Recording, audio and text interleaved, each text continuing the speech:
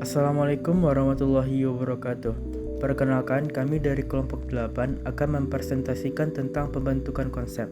Yang pertama itu pengertian konsep. Menurut Hals, Eget, dan Dis 1981, sebagai sekumpulan atau seperangkat sifat yang dihubungkan oleh aturan-aturan tertentu, suatu sifat merupakan setiap aspek dari sesuatu objek atau kejadian yang memiliki sifat-sifat yang sama dengan objek atau kejadian yang lain. Menurut Sosol 1985 mendefinisikan bahwa konsep menunjuk pada sifat-sifat umum yang menonjol dari satu kelas objek atau ide. Yang selanjutnya yaitu alasan-alasan pembentukan konsep.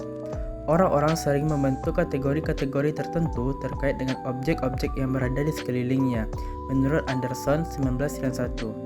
Setidaknya ada 3 pandangan mengenai asal mula kategori tersebut dibuat orang, yaitu 1. Segi bahasa atau linguistik, yang kedua sifat-sifat yang tumpang tindih atau feature overlap, yang ketiga fungsi yang serupa atau similar function. Yang selanjutnya yaitu proses pembentukan konsep.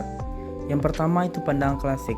Pembentukan konsep merupakan suatu proses penemuan atribut-atribut atau sifat-sifat penting dan menonjol pada sejumlah objek dan penyimpulan seperangkat aturan berdasarkan atribut-atribut itu. Tennyson, Youngers, dan Subsanti 1983 dan Sosol 1988. Selanjutnya yaitu pandangan modern. Pembentukan konsep mencakup 2 tahapan proses. Yang pertama itu mula-mula seorang membentuk representasi informasi dalam ingatannya mengenai kelas konsep yang diberikan. Selanjutnya itu mengembangkan keterampilan kognitif yang dibutuhkan bagi penggunaan informasi yang telah direpresentasi untuk mengevaluasi dimensi-dimensi khusus baik kesamaan maupun perbedaan antara contoh-contoh yang baru. Tennyson, Youngers, dan Subsanti 1983. Regulasi pembentukan konsep.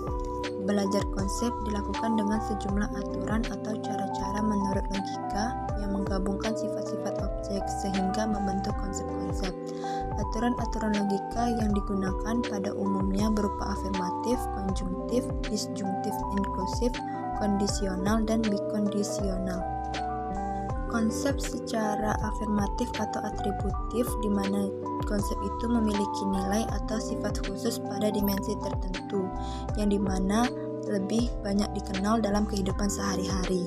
Yang kedua, konsep secara konjungtif yaitu apabila contoh-contoh konsep memiliki 2 kondisi secara sekaligus.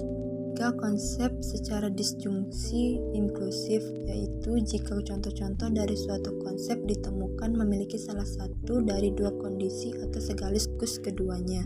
Yang keempat, aturan kondisional adalah ketentuan yang menetapkan bahwa sesuatu itu dianggap sebagai atribut yang benar atau relevan tergantung pada keberadaan atribut lainnya. Yang kelima, aturan bikondisional yang dikenal sebagai ekuivalensi atau persamaan di dalam logika. Contohnya, perilaku yang wajar adalah wajar untuk tertawa jika sesuatu yang diucapkan atau dilakukan memang lucu. Apa saja sih jenis konsep? Jenis konsep terbagi 4. Yang pertama, konsep logis. Konsep logis atau disebut juga konsep buatan digunakan dalam tugas belajar konsep dengan menghadirkan kepada subjek berbagai macam pola stimulus yang tidak biasa dialami di dalam lingkungan sehari-hari. Stimulus diskonstruksi begitu sistematik sehingga memiliki dimensi-dimensi tertentu yang sangat jelas. Kemudian yang kedua, konsep alami. Konsep logis dan konsep alami memiliki ciri-ciri yang membedakannya, yaitu bahwa atribut-atribut yang membedakan di antara konsep-konsep alami tidak dapat dibatasi secara tegas. Juga tidak ada aturan-aturan khusus yang digunakan untuk mengkategorikan objek-objek alami ke dalam konsep-konsep tertentu. Dengan kata lain, konsep alami memiliki definisi yang cacat atau ill-defined. Yang ketiga, konsep konkret. Konsep konkret adalah pengertian yang menunjukkan pada objek-objek di dalam lingkungan fisik. Konsep konkret mewakili golongan benda tertentu seperti meja, kursi, dan pohon. Konsep konkret diperoleh melalui pengamatan terhadap fisik yang berbeda. Dan yang terakhir, konsep yang didefinisikan adalah konsep yang mewakili realitas hidup, tetapi tidak langsung menunjuk pada realitas seperti objek-objek konkret, karena realitas itu tidak berbadan. Strategi belajar konsep. Menurut Solso, strategi yang digunakan dalam belajar konsep berupa scanning dan focusing yang masing-masing terdiri dari 2 bagian. Strategi scanning yang pertama simultaneous scanning, di di mana subjek memulai dengan semua kemungkinan hipotesis, kemudian membuang hipotesis-hipotesis yang tidak dapat dipertahankan. Yang kedua, successive scanning, di mana subjek memulai dengan satu hipotesis dan mempertahankannya apabila ia berhasil. Yang kedua, strategi focusing.